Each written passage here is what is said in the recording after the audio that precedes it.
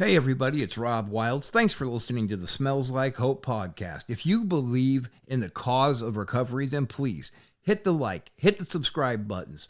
Become a recovery warrior. Join me in the battle against drug and alcohol addiction. All right. Auf geht's. All right, guys. We'll see you on the next podcast of Smells Like Hope. Take care of yourself and take care of each other.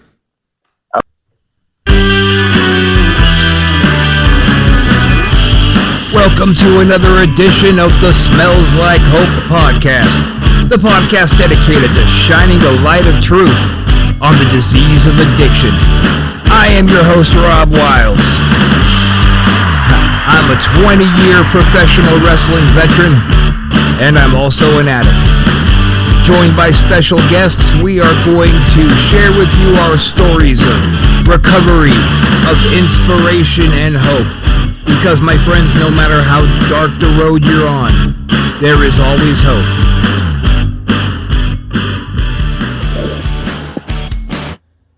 Oh, what's up, everybody out there in internet land? This is your boy, Rob Wilds, coming back at you. Sorry I've been gone so long. I had some personal issues I had to deal with, and because on this program we pull no punches, I'm going to tell you.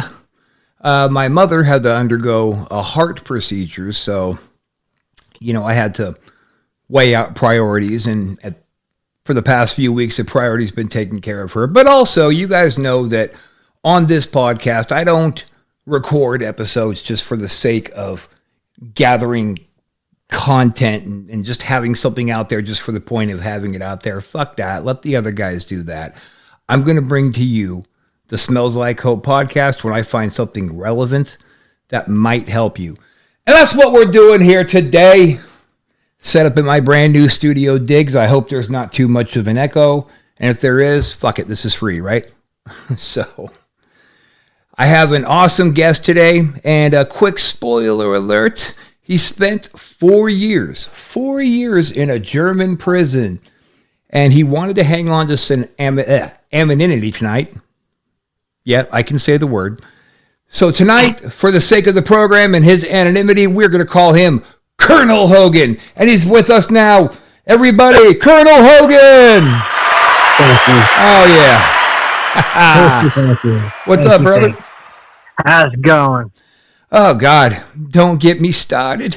I've been renovating my house for the past, so and so long so I can get the hell out of the land of eternal cold Pittsburgh and get out to the land of no snow, Tampa, Florida. I can't wait. Well, all I can say is down here in Tampa area where I stay, it is nothing but 65-degree weather right now, and the beaches are full of all the beautifulest women you can imagine. Well, I'll tell you this, for the sake of today, I hate you, and I'm insanely jealous, but don't worry, I'll be there soon. So, our guest from the last podcast, Jessica, actually put me on with you. She told me a bit of your story that we talked last night, and I was just blown away. Like, I thought I had a rough story, but boy, you got a rough story. Yeah, I mean, it's not that people have a rough or somebody else have everyone has their rough story. They all have their rock bottom story. Right, their personal rock bottom. And sometimes you're right, some stories can amaze people and think like, wow, I had a rock bottom. That guy or that girl over there, holy shit. I thought I don't know if I'm allowed to release my native tongue, but I curse a lot, but hey, fuck it, we're addicts, we all curse a lot. But real quick, just to set the pace, just so you know, we have 3 rules on Smells Like Hope. One of them is we don't discuss politics. The other one, we don't discuss religion. And the third one is... don't pull any punches. Thanks, Homer. I gotta love Homer. I know, me too. I'm such a geek for my sound effects. I do, my other program is Wrestle Shoot, and man, I go crazy with... My favorite one I use on there is when me and my co-host kind of hit a little bit of a rough patch. I hit this one.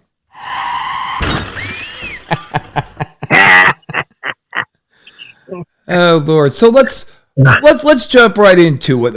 What kind of clean time you got right now? Right now, I'm pushing 3. Congratulations.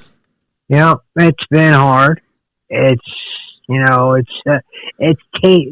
honestly in the last 3 years, right prior to the last 3 years, I ended up having somehow gotten a infection on my spinal cord that was killing me. So they had to rush me into emergency surgery, crack open my spinal or my vertebrae, and scrape this bacteria that was killing me off my actual spinal cord and fuse my neck together for me to live. The hideousness of that story will haunt my dreams for the next month. Dude, the hideousness of the scar it left would haunt you for the rest of your life. Well, I don't know, brother. I spent 20 years in pro wrestling. I've seen some pretty grisly shit.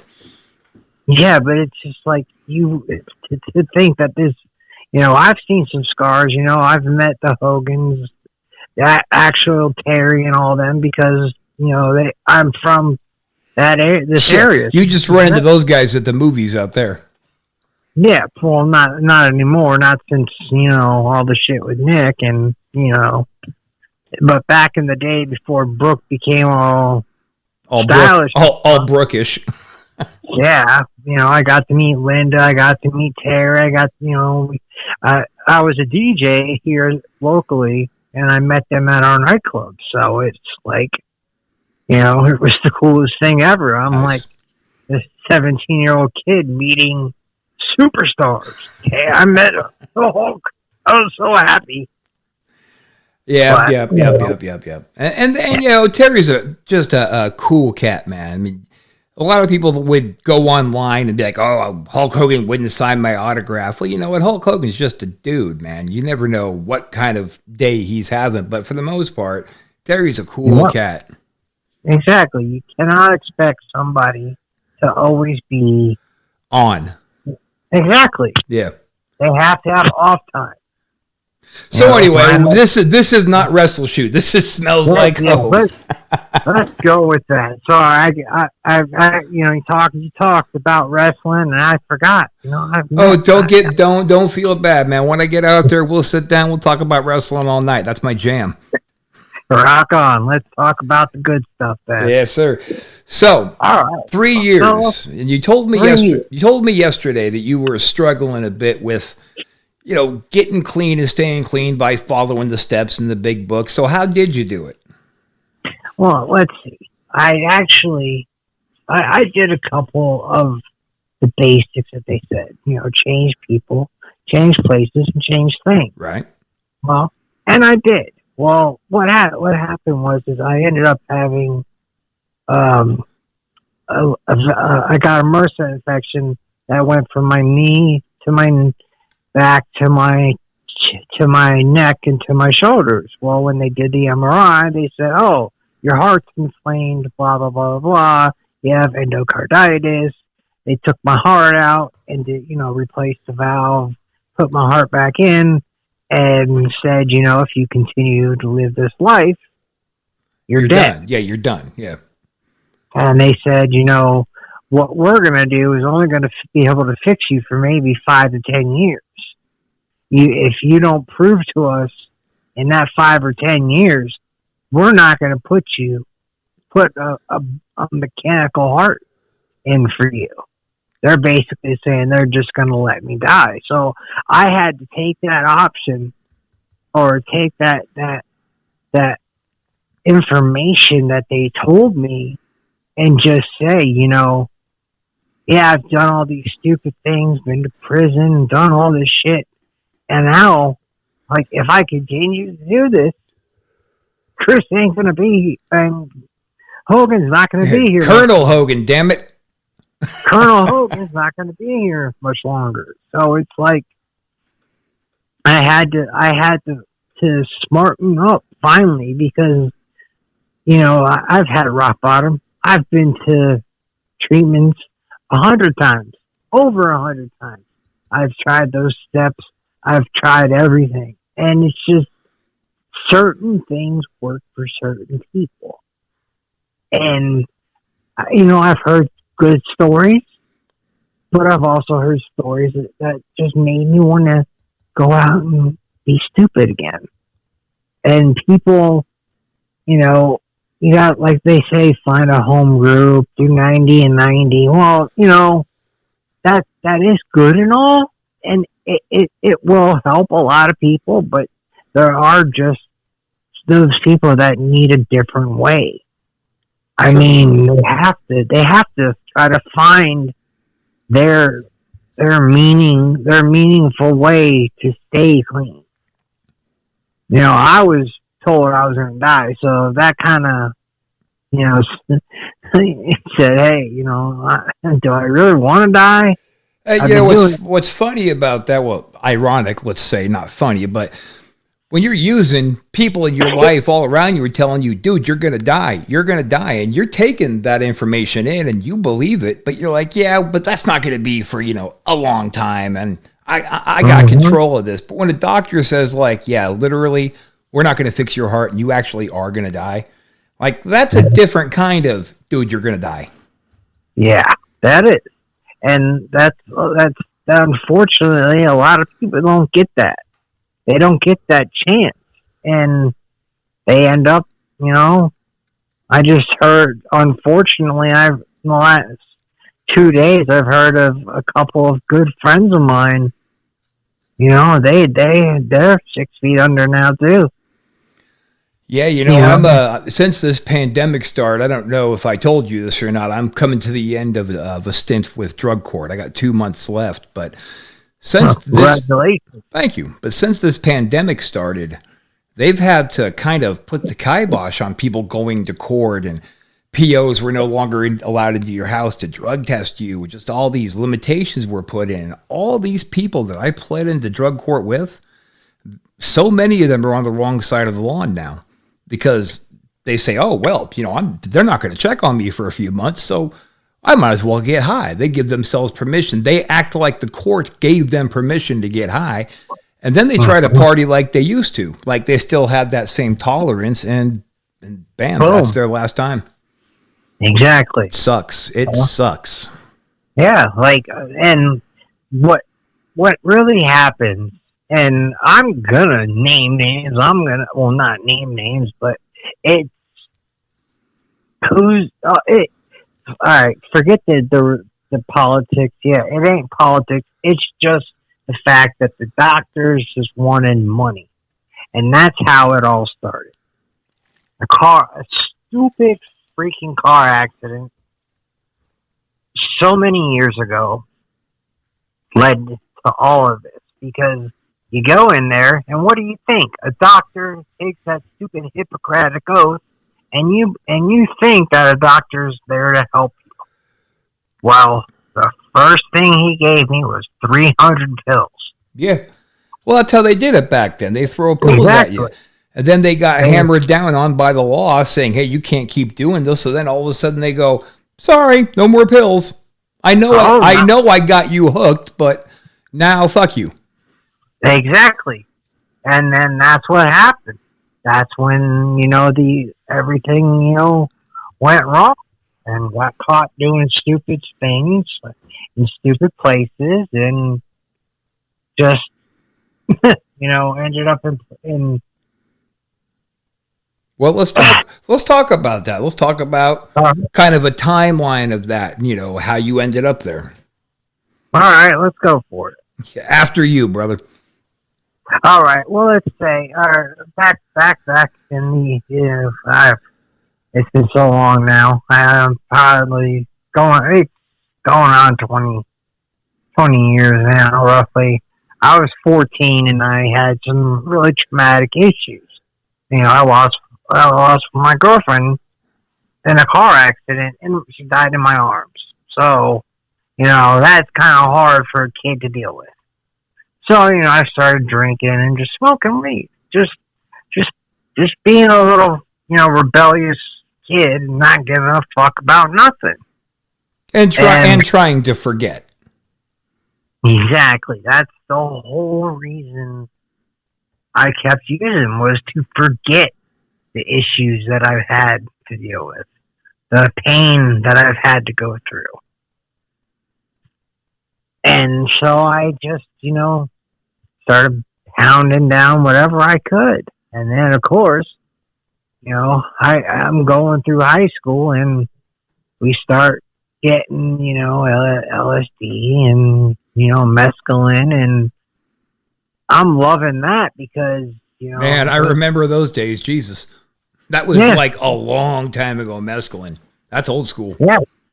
Yeah. And we were getting them in high school. So it was like I was having 18 hours of just no thought, no remembrance, which I loved. But then, of course, being in the field of entertainment like I was, I ended up, becoming someone, or somewhat of a celebrity, not some superstar, just say like a C style celebrity. A local celeb. Yeah, and so not really. Well, okay, we'll start with the local celebrity. All right, and that took me places. Well, eventually I started getting bigger and bigger, and well, when you're doing these events and you're going to these parties, the host or the person that's actually throwing the event, of course they throw you the half of your pay before, and then when you get there, you show up, you get the other half. Well, usually they give you your other half, and then they also give you an ounce of cocaine, a little bonus. Yeah. And so then and you're thinking that's just fine. That's just dandy. Let's just go about it. Well, after all that, you're doing that every freaking weekend, and you're having stuff that lasts you all week. And you're like, okay, this is cool. I can still work a normal job. I was very, very ambitious. I still had a normal 40-hour week job. I was a sales manager. I was making buku bucks. And then, I got into that serious car accident. And when I got into that car accident, I was like, oh, well, okay, well, the doctor was, because I did have a lot of stuff in my system, but it wasn't it wasn't a DUI, but they still ran my blood and saw the types of intoxicants I had. So, of course, they had to bring me down off of all of those, and that was my first time ever experiencing withdrawal, and my God, that was hell. And then... You were doing that in jail, withdrawing? No, I was in the hospital withdrawing. Oh, okay. And that was the bad part there. Now, once after that happened, I took my x-rays and all that, and I started with the doctors. And, I ended up seeing 27 doctors a month through Tampa, Florida.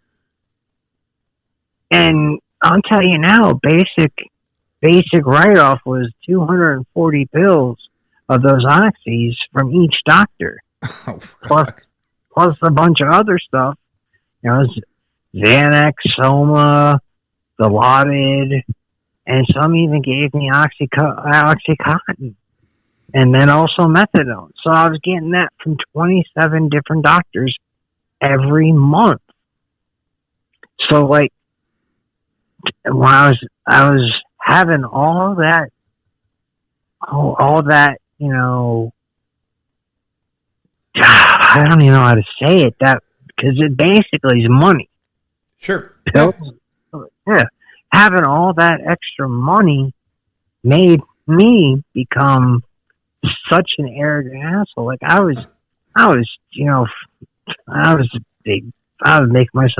making people do stuff and just being stupid and being immature and just letting that go. And now that I remember everything that I have done, I even feel even more like an asshole. But it doesn't matter because, that was that. That was But, then. like I said, those doctors were giving you everything, and, I was still doing my entertainment business. So what happened, I went overseas to do a show, and, we did the show. Overseas to where?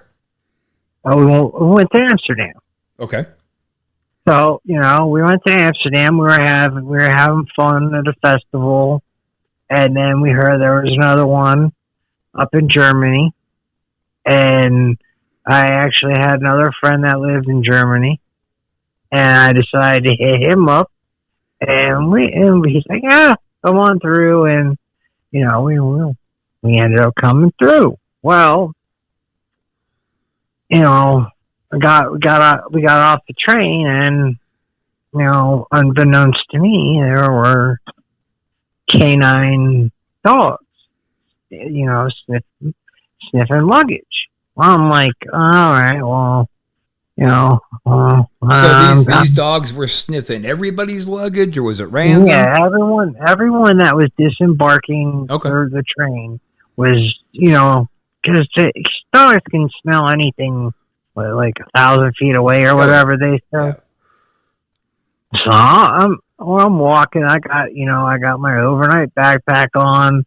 I got my record case that's on wheels. And I'm dragging, and all of a sudden, I hear a bark.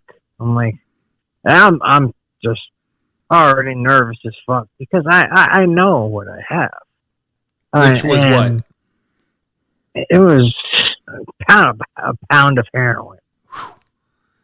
And as soon as I heard the words from the police, to stop and turn around, the man in the yellow jacket, I was like, oh shit.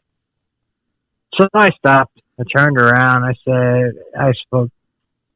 spoke to him, and we spoke, and I asked what the issue was, and he said, my dog has alerted upon your belongings. And he picked out the dog sniffed the record case, and so I had to be taken into the I don't know what you would call it. The Hooskow. No, it wasn't even like a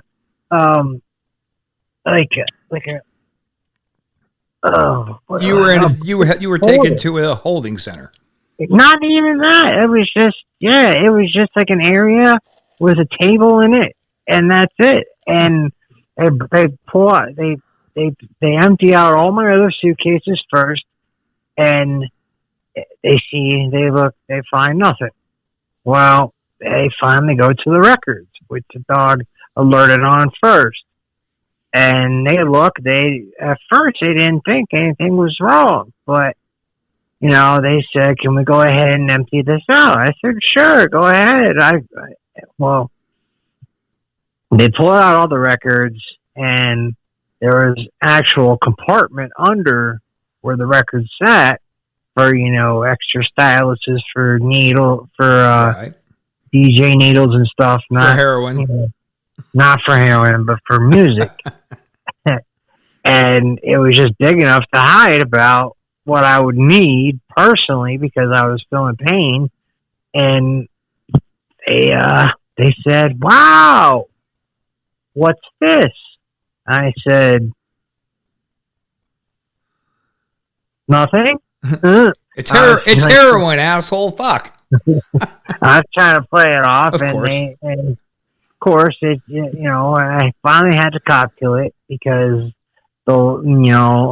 everything, the test came back and all that, and the lawyers, were fighting, and I said, okay, fine, I'll take it.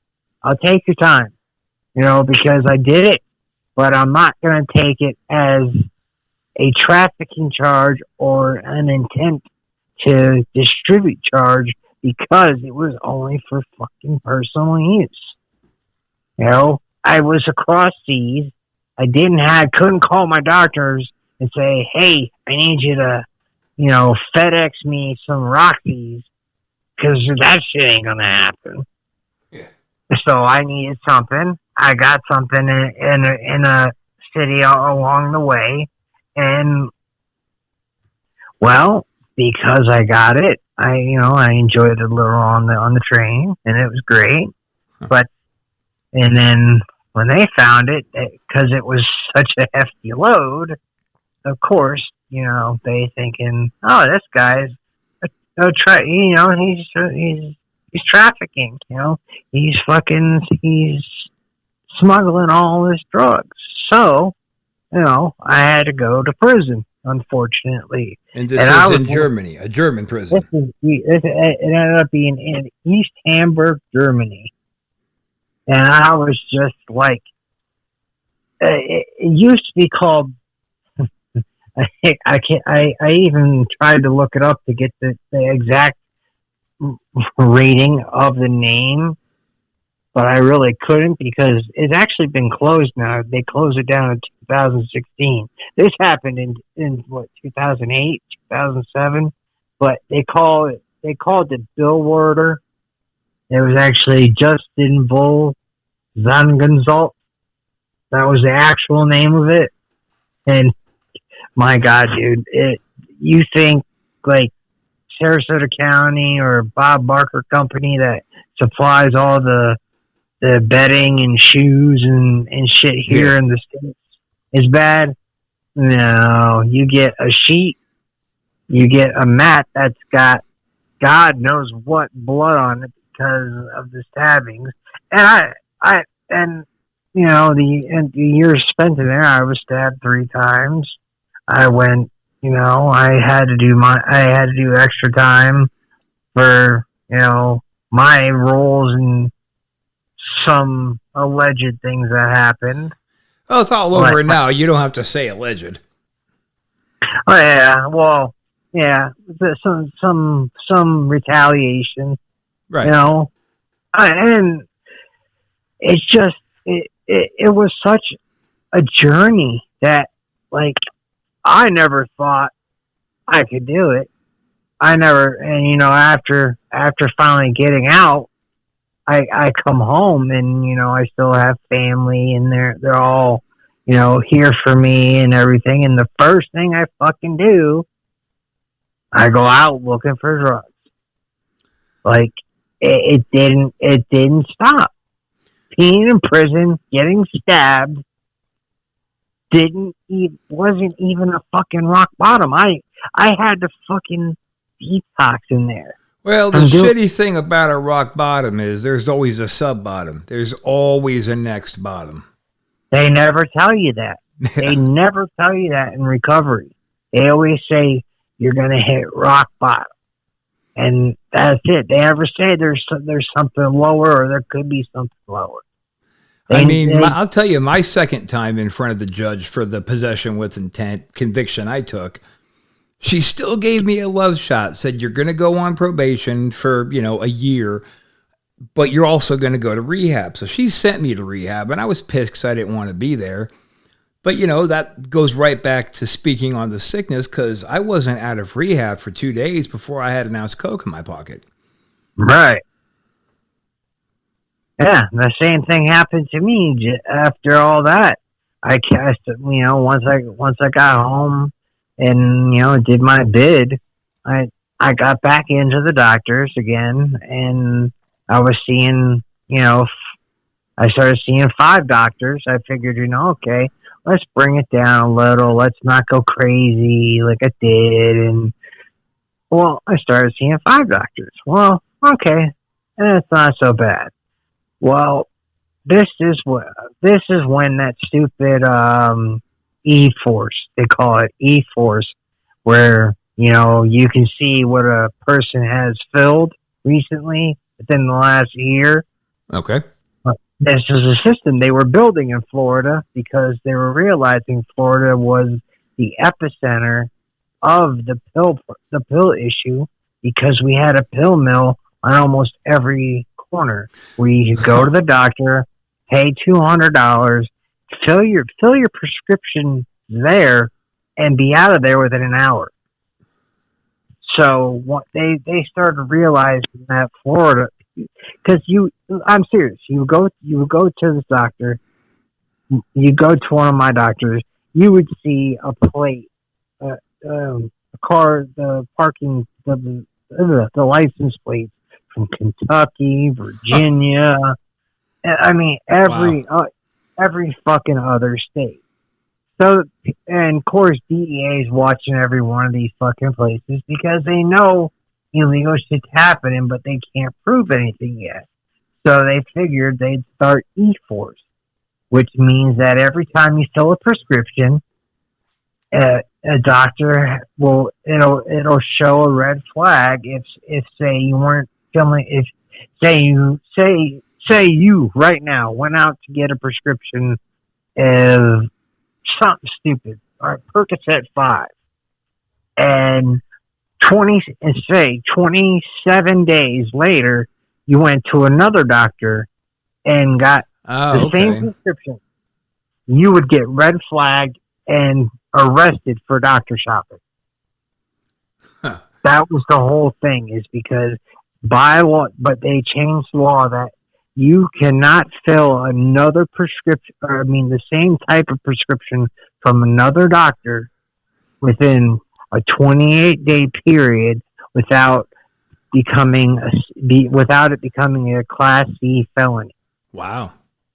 And that computer system that they were working on became active October of 2011. Well, I figured I was going to stop, so I stopped going to doctors in September. But the whole issue was those pharmacists had to put in all the records from January 2011. So even though I had stopped and I wasn't going, they still had those records of. So you had already committed a felony before you even knew that you did. Exactly. Right.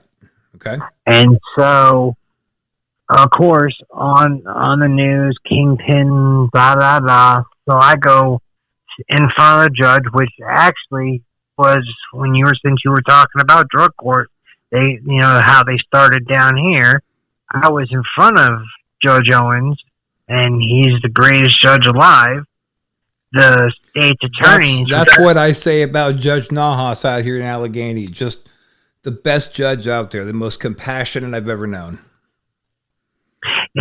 So he said, he decided to give me drug court while the state was trying to, get me for trafficking, because I was technically, I obtained 10,950 pills within the period of time that they were, Did you say 10,000? 10,950 pills. God. Wow, you were just running around collecting. Yeah, I was balling. I was balling. So I did that, and now I was looking at 25 years. They were saying 5 because by law, for every charge they wanted to give me was that, well, originally it was going to be more. It was going to be 15 charges. They originally arrested me for 15 charges of obtaining a prescription by fraud, because that's what it is. Because when you sign a piece of paper stating that you only see this doctor, if you violate that and see another doctor, that's fraud. Yep, fraud. So they tried this. Since the state was trying to get me for trafficking, they wanted to charge me for every prescription that the doctor wrote. So I'm getting 3 scripts from each doctor. That's 15 prescriptions they wanted. So 15 times 5 was the judge laughed. He said, and then they tried to say, the state attorney said that, oh, we've never seen a man ever take more than 60 pills a day. He wasn't using them for personal use. He was selling them. That's why we want to do trafficking. Well, Judge Owen stood up and said, you know what? I've seen my own son take 65 pills in one day. So to say that this person here can't and is not able to take this many pills is a lie. And he's accepted the drug court, and that was that to begin with. And of course, the state hated that, but I was given that chance. I was given the same chance you were. And unfortunately, I thought, you know, okay, I'm on drug court, but I actually seriously am injured, so I need to be on pain medicine. That was the first time that they had to deal with somebody like me. They didn't know how to deal with it. Well, I ended up getting hurt again and tearing my rotator cuff. When you wrestle, I know you know that. I'm dealing with a torn rotator right now. So I had to be on something, and they didn't want me to be on nothing. But you know, they expected me to do all this work and be perfectly fine. So that didn't work out. I ended up. So the judge put me on probation. Well, I was like, let me have some fun because, like you said, people were having fun on probation because probations weren't, doing shit. They weren't checking in.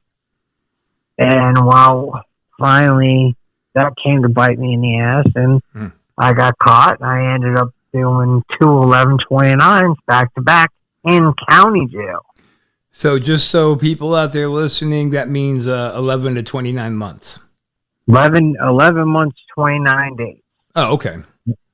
So, because if you do a year, if you do a year and a day, that's prison. If you do 11/29, yeah, right. That's right. And now with game time and school time, it ended up being 15 months. So I did 15 months county time. That's hard time. Which is worse than worse than prison, because at least in prison you were able to do better things that you could. Yeah, get a radio, get a job, go outside. The jail out here in Allegheny County, they have no yard. Yep. Our yard was the fucking roof with a fence over it, and we were 6 stories up, 5 stories up. So that way, no one could try to escape unless they were, had the arm of college baseball player to be able to throw anything up there. And at the end, it was caged. So, we were like rats, just walking around this cage once a month. Like we didn't get yard time like you would in prison. Right. And that, like I said, that was. It was so much harder to do county time than be in prison. At least prison, you get a nice routine. In jail, they transfer you left and right just to keep people from getting in cliques and trying to start shops and right. And it's just it was just a living hell. And I always say, what the hell do they care if somebody's starting a shop? It's their money, leave them be. Exactly. If I want to sell my soup to you, then let me sell my damn soup. Don't worry about it. Exactly. If I want to make a brick, let me make my brick. But with the county, they want their $1.50 a day from the inmate plus the $500 a day they get from the government. Yeah. And it's like, it's just hell. So I went through that for 15 months and finally got out. And then even after getting out of that, I did another 4 years I was going. I started, realizing after that, that maybe I want to live. I tried. I admitted it. I got so tired of it. Well, just to catch up, so far, you're looking at about 5.5 years that you've spent doing time in different places. Yes. Okay. And I still chose, after all that, to do.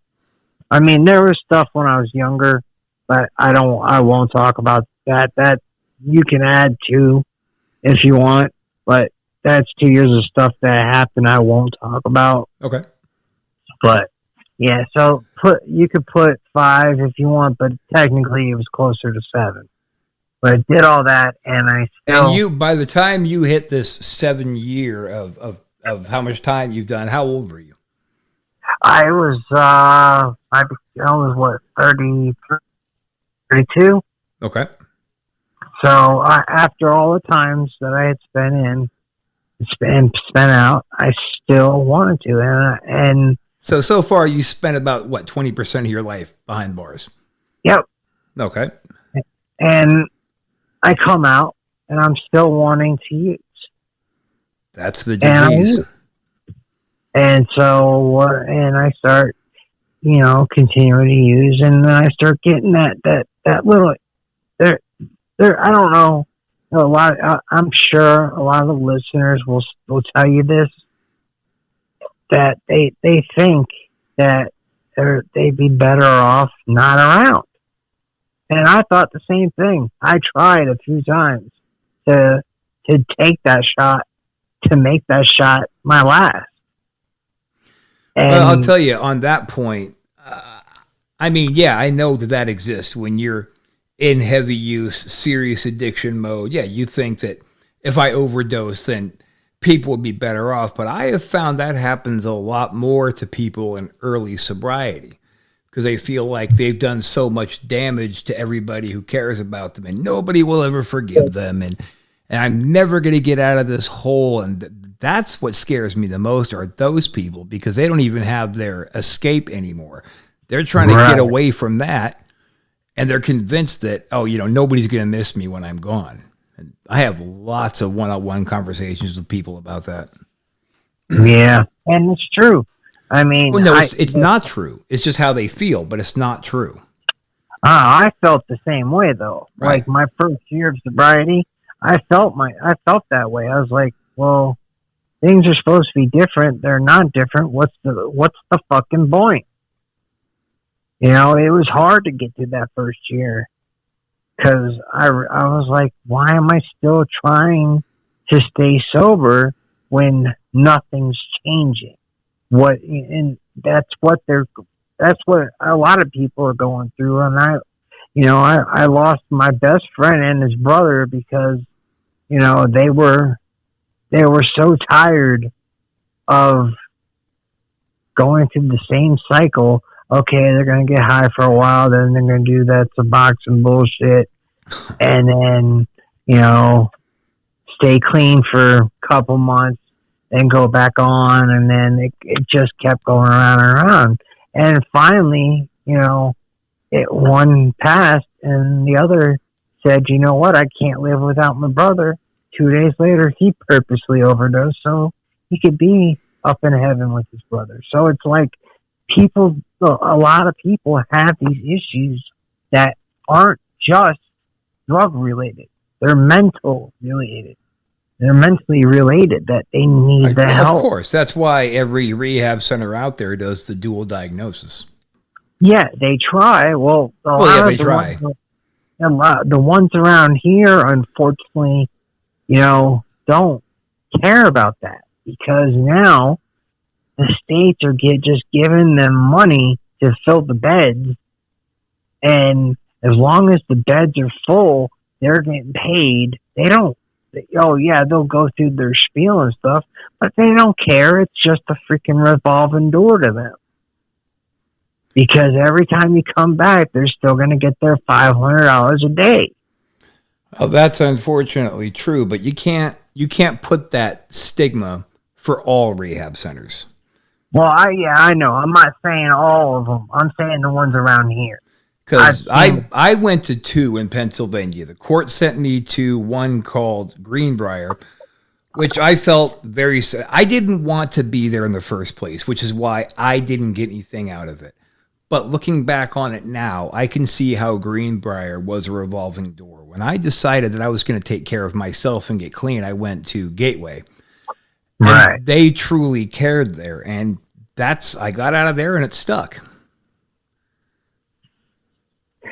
Well, I mean, that's what I'm saying. I'm not saying all rehabs are bad. There's a lot of nice ones. It's just the ones around here, they aren't. It sucks, and that's the bad part, because they want, there's only like the one place that's local here. Their only option to send men is to this horse camp out in what, I don't know if it's Wikiwachi or Wachula or some country type of horse farm for 16 months.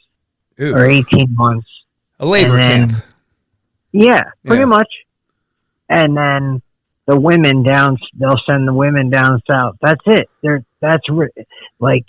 In this area, that's what we have. And that's not good enough. That's not going to save it might save 1 out of 20. Okay, but realistically though, 1 out of 20, that one is the one who wanted to get clean. The other 19 are there because of legals, or their wife made them go, or their job, or there's some kind of a consequence when that one went willingly because they want to get clean. And those numbers are fucking abysmal, man. We got to work. We got to figure out how to change how many people want to get help. Because I'm pretty sure everyone's seeing me, myself. I've been I'm going to be now going to my 57th wake. I've basically buried 57 friends due to fucking this disease. And that's horrible. Yeah, it's horrible. And to think that, why am I the lucky one? Because I feel, to me, it feels like, why am I the one that's getting to stay alive? Why am I here? You were offered the correct motivation and you had the true desire. And that's the kicker. When I went to Gateway, most of the people I knew in there are gone now. Because they went because the courts made them, or whatever the reason, some kind of a legal dodge. Almost all of them are gone now. And I say, why am I spared? Because I wanted it. That's why. Right. I've tried so hard to help so many people, so many others. It got to the point that, you would try and try and try. And you could just easily tell who wanted it and who didn't. And you get to that point that, okay, I'll help you. I don't have the best ways, like the book and, the 12 steps like everyone else tells you to do. But I'll tell you my story. I'll tell you exactly what happened, how I survived, and it might work for you. But, most people don't even want to hear it. They don't care. They're like, oh, you're just another junkie. You just got lucky. But that's the kicker. Those people, at least you try. You reach out. Exactly. You reach out a hand. If they slap it away, you reach out your hand to the guy next to him. If he slaps it away, the guy next to him might grab your hand and say, help me. And that's the guy that you want to really focus on. I'm not trying to say those guys who slap your hand away aren't worth focusing on, but they're just not there yet. Yeah, they're not ready to finally say, enough. This I can't do. And it's, like I said,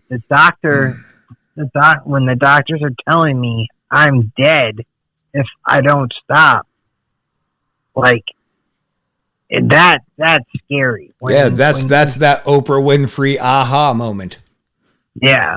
And a lot of people have had that endocarditis shit and they've had the surgery, but they haven't had the type of surgery that I had, the actual replacement of the valve. They've just had the infection of the sac around the heart, which they had to have, just 6 weeks or so of antibiotics. I was in that hospital 4 months. I had to get stuck 3 times a day for blood to check my blood, and they killed my kidneys. Like, my kidneys went basically. They were it was awful. Like, all the medicines they were giving me to try to get rid of the staph was killing my kidneys. So I ended up, basically in ICU with 10. Through the whole thing, I ended up 10 units of blood through the surgery and the internal hemorrhaging from the biopsies they did on me, on my kidneys and all that. So they had to put 10 units of blood, 2 bags of platelets in my body before they could get the surgery all done. Like, that's how fucked up my body was.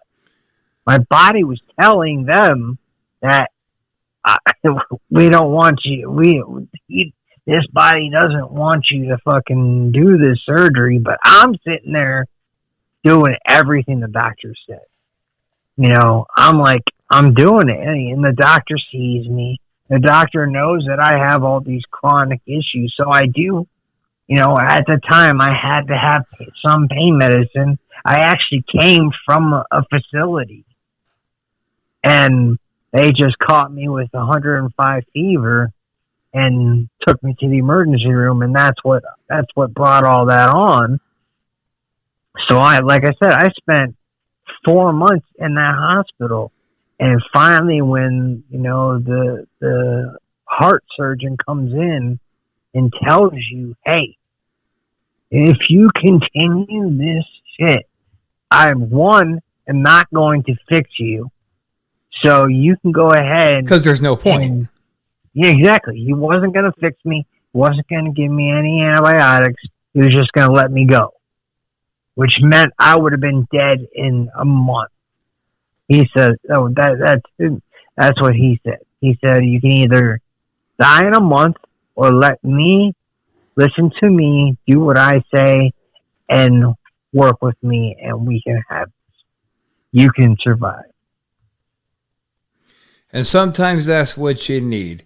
And I feel like we can go for another hour on this, but like I say all the time, podcast listeners only have so much attention span. Yeah, exactly. But we're gonna definitely have to get you back on here after a while and continue on this story. But I want to just really point out to everybody who's listening, like, the story that you just listened to is the definition of overcoming adversity. I mean, this is rags to riches in a sense. So if you guys are listening and you think, I can't do it, I'm not worth it, I don't matter, I want you to replay in your head what you've heard today and think of this monster of a story, this epic overcoming of diversity. And don't say you can't do it. Because I'm not going to say it. You guys know that I never, ever say for me, and I never let anybody on my podcast say, well, if I can do it, then you can do it, because fuck that. We are not going to take away from our accomplishments. We did it. What I am saying is, if you think that you're alone, think again, Jack, because right now, there are 2 people who have never met you who want to help you. That's why we're here and doing this today. We're not making money for this. We're doing this for you. So I know I say this every week, guys, but if nobody has told you today, I love you. You are worth it. You can do it. There are people who want to help you. Colonel Hogan, brother, it's been an awesome time with you. I appreciate it. We're going to have to do it again. Yes, we will. You have a good one, sir. And we will definitely be talking again soon. All right. Auf geht's. All Thanks. right. Yeah. All right, guys. We'll see you on the next podcast of Smells Like Hope. Take care of yourself and take care of each other.